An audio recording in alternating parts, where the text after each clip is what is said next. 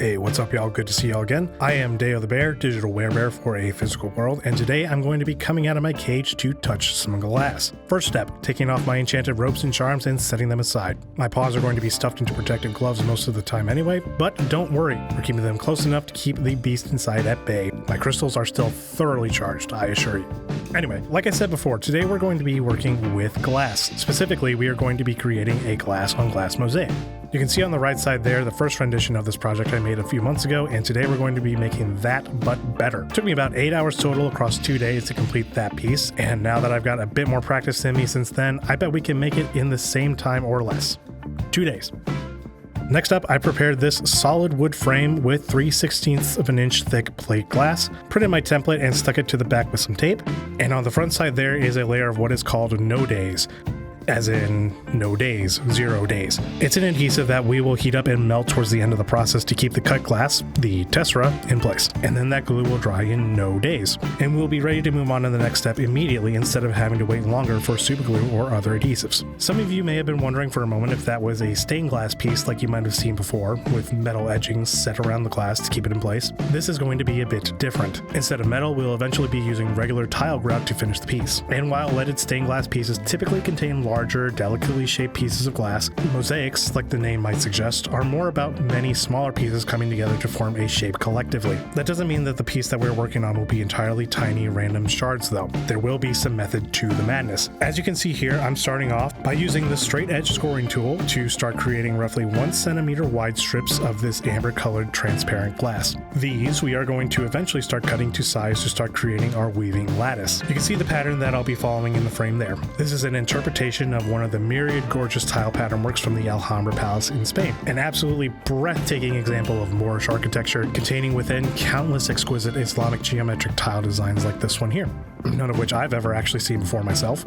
I certainly can't afford international travel, are you kidding? I've only left the States maybe like 4 times to go to Canada, mostly from crossing the river in Detroit to go gamble at the casino over in Windsor. Did you know that there's not really a South Detroit? Like the way that the city is shaped and with the border, it's just the river in Canada. Doesn't stop anyone from shouting the line with pride at hockey games and weddings though, and I think that's beautiful, by God. Anyway, like I said, the first part of this pattern that I want to lay down is what I'm calling the inner lattice work. In the first iteration of this design, you can see that some of my angles can be a bit wonky, and that's going to be my primary goal with this remake, precision. You can see before that I had to use different shades of amber glass, and this time I think drawing all of the lattice work from the same original sheet of glass will be instrumental in taking that step toward precision. You can see I'm cutting my lattice work up into sections, all by 45-degree angles, breaking it up into different trapezoids and parallelograms.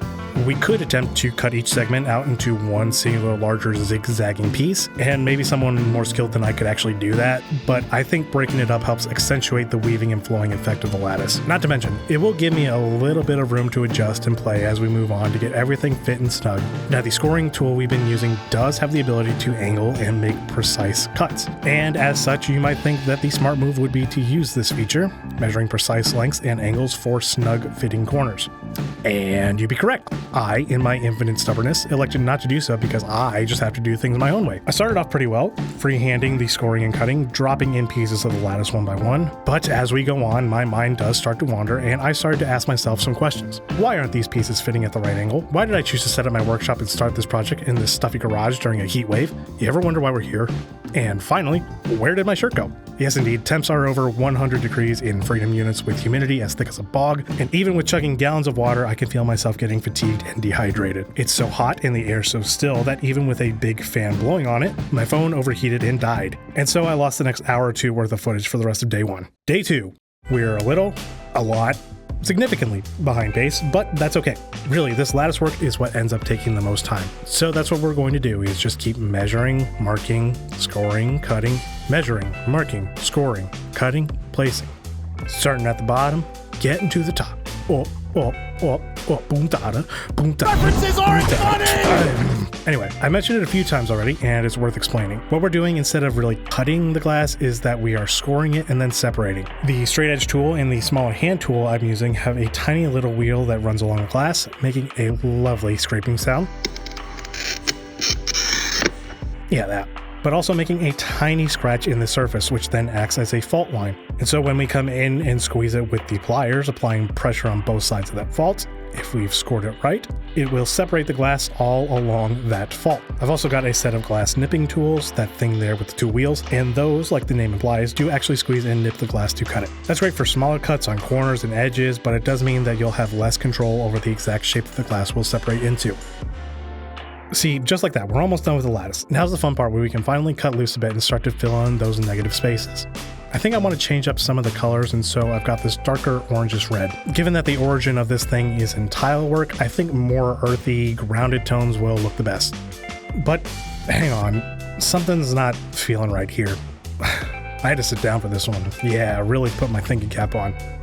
And now it's starting to catch on. Yep, that's it. The angles of my center squares at the top and the bottom, I've closed them off, and I'm now missing an angle at the top and bottom there. And that's going to take some time to get back on track and get it right again. All right, no problem. Back it up, cut it out, try it again. Problem is, it's just as hot and muggy this day as it was yesterday, and I was actually starting to get dizzy from baking all day. So we missed our first time goal.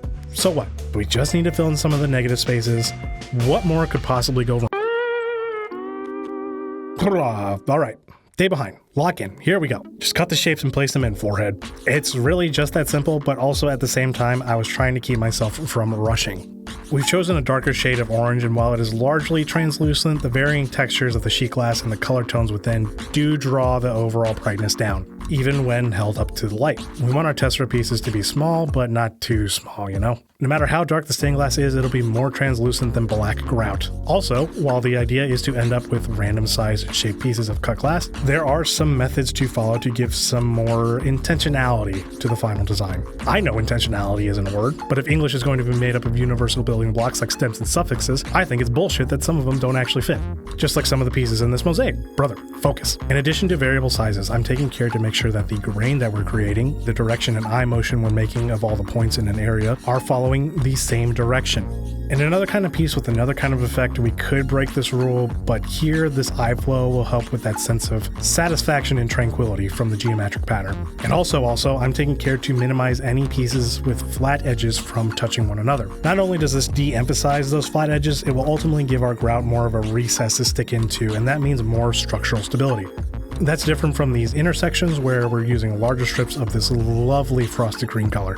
Here, using the larger pieces will help keep the eye taking in the larger form of this inner star made by the lattice. Okay, last stretch. Let's finish this up by filling in these smaller star shapes with this darker blue. It's got some frosted shades in the stain that remind me of denim, which feels right on with the color scheme that we have going on. My color palettes have often been described as cluttered, unfinished basement, dusty garage, or decided at a young age that the movie Twister and all of its aesthetic were going to be his entire personality.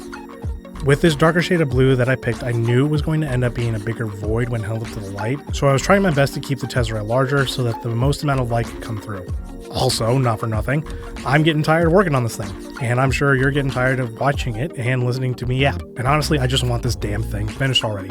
There's not much space left to fill. Surely I wouldn't set it down and turn a 2-day project into day 4. All right. Day 4. Fine. It's done today. Whatever. All right, look, not only was I getting shaky from being tired, with all the spaces being filled in, the work is starting to be less forgiving with being shifted around. And I'm getting frustrated with myself for taking this long. Whether it was the heat throughout the week, fussing over the lattice, or letting my ADHD get the better of me, this whole thing is just taking way too long. Like this here, I'm stun-locked at least 20 minutes real time trying to decide what shade of green to go with in these last spaces that I've got. I've got orange on the cardinal directions and the blue of the stars, so green seems like the logical choice to go with, but do I want to go with this more lime green, the sheet of emerald green, or the same green as inside the larger center lattice star? Maybe I mix them, which is ultimately what I ended up going with, but none of the other spaces are mixed colors, so is that going to be distracting? I'm glad I made a decision, but I still can't help but feel I rushed it. And rushing was the entire antithesis of this whole project. As we spend more time together, you may start to notice I have this constant push-pull inner monologue with near everything that I try to make, an aspect of the bear to my Deo, as it were.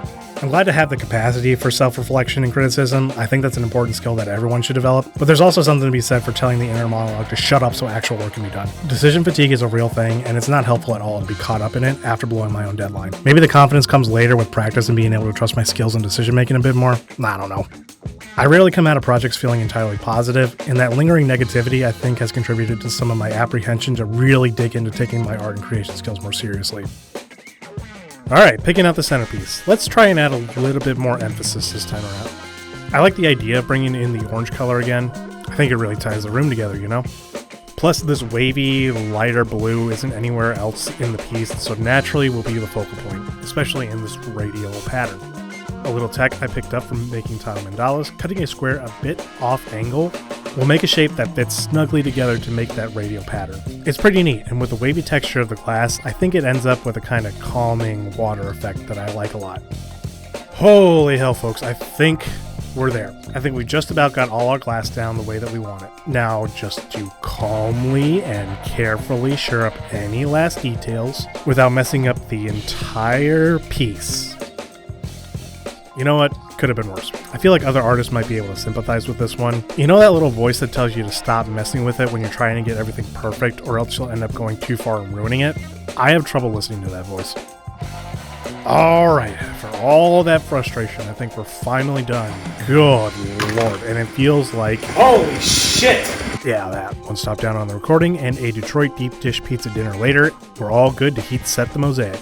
Like I had mentioned earlier, we'll be using this heat gun to slowly heat up the No Days adhesive sheet below the glass. Not that you'll be able to see very much with my giant head in the way, but we'll try to look past it. We want the heat to be distributed evenly across the entire piece so we don't have any unnecessary shifts or uneven melting, and I seem to be having a lot of trouble with this. Learn from me, my friends, and get a heat gun that is powered from the wall. The lime green power tool brand has served me well in most things, but this ain't it. I end up basically just focusing on quadrants of the mosaic at a time, using my tweezers to gently prod and poke the tessera to feel how sturdy the adhesion is and to make sure all of the glass is sitting flat against the backing glass and no sharp edges are sticking up. Ideally, you'd be able to see the No Days turn crystal clear beneath the tessera. You can see just how much is very not coated as we go, as I was losing pieces all over the place. What should normally be a 10-minute endeavor ended up taking me well over 40. But it's fine, I'm cool, it's fine. Because after we let the piece rest for another 10 minutes or so, we'll be ready to finish this thing off with grout. So, here we are. I'm going to be finishing off this ceramic tile paver piece as well while we're at it. We're going to be using black dyed tile grout that I don't want to stain my skin, so rubber gloves. This here is the grout I'm using. It is specifically made for mosaics, but really any kind of grout will do. Just make sure that it's rated for both indoor and outdoor use if you do plan on displaying your piece in the elements. There's my cup of water. We'll be using about 3 parts grout mixed to 1 part water. You don't need very much. Having a bit of pool noodle or pipe insulation is fantastic for really making sure your grout is getting into the recesses of the piece, while simultaneously protecting your fingers from any sharpness. Alright, let's get mixing. Add grout to water, or vice versa, and stir until the mixture is smooth and spreadable but not too thin. We do want it to have some volume so they can grab onto our tesserae. Are you serious? You're going to take a break to hand action now? At this stage of the game? What the hell was I even trying to say? Don't wipe off the workspace with your hands, use a brush instead, unless you want tiny glass shards embedded in your palms? Alright, good point, whatever man. Yeah, shotgun brush, great, totally. Get out of here. Anyway, once we have the right consistency, let the grout mixture sit and set for a few minutes before applying. If anything, just to make sure our consistency holds. Then we are ready to spready. Plop them down like Monday's mashed potatoes and spread evenly and thoroughly. Especially with this tile piece, the recesses that the tessera make may be deceptively deep, and we want a good, thick seal of grout. Professional tilers may be wincing at my technique or my using painter's tape as my structure around the edges, and for that, I do apologize. Once we're smothered and covered, we can go back in with the sponge material and start to go over it all once more to firmly and finally set our grout in place. Don't worry about washing the tessera off yet, that will all come off easily with just some water and paper towels later. And finally, let's finish off our week's worth of work. Now, a smart person would have double checked the consistency of the grout before slopping it on, and I should have been smart. Something already is feeling off about this whole thing, like the grout is too wet. After getting my first initial coating, I've ended up with a lot more left over than what I was expecting. And when I start to go over the piece with the sponge material, it's not quite coming cleanly off. I started hitting it with some paper towels to start degunking it, and the problems are all starting to reveal themselves. The grout does give that sense of finish to the work and really goes a long way to cover up a lot of the mistakes in the tessera stage, but some things are starting to become abundantly clear, especially as I hold it up to the light. I was not a very happy camper. Like I said, we can go back over the tiles and tessera with some damp paper towels to give them some polish, and these dentist tools are nice for scraping out the grout that gets stuck around the edges of the frame. But honestly, I'm just pretty dejected by what I'm seeing. Here's how it's looking now, but it's getting late.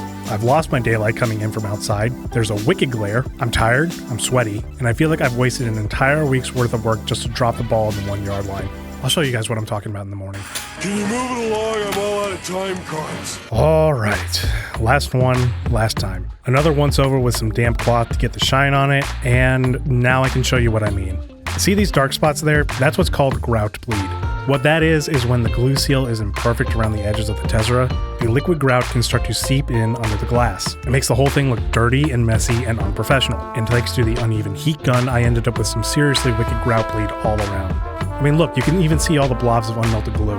At this point, there's not really much we can do to fix it. I can hit the piece with another heat gun to maybe smooth out some of those blobs, but there's really no popping out any of these pieces from the grout and trying to clean it. I'm less than thrilled. Let's get it out in the sunshine and take a look at it and see if we feel any different. Well, yeah, that's about what I thought. From afar, it doesn't look too bad, but up close, man, all those flaws really just catch the eye. Positives? I mean, look, I like the level of transparency we were able to achieve. I'll always be happy to see a project through and through. My goal at the start of this was to improve on the first attempt at this pattern, and I do think that happened. I do really love this color scheme, and I really like how the centerpiece all came together. And at the end of the day, practice is practice, and we definitely got our reps in. It is very hard to shake that feeling of failing at the last minute, but honestly, I'm happy and proud to have just done it. But maybe you out there have a little more experience with cut glass than I do, and if so, sound off in the comments, please. I would love some more advice. Let me know if this is something you'd like to see more of, or if there's any other practices of art that you'd like to see me tackle. Or tell me how much you think I suck. I like to hear that too. Till next time, I'm DeoTheBear. Catch y'all on the next one.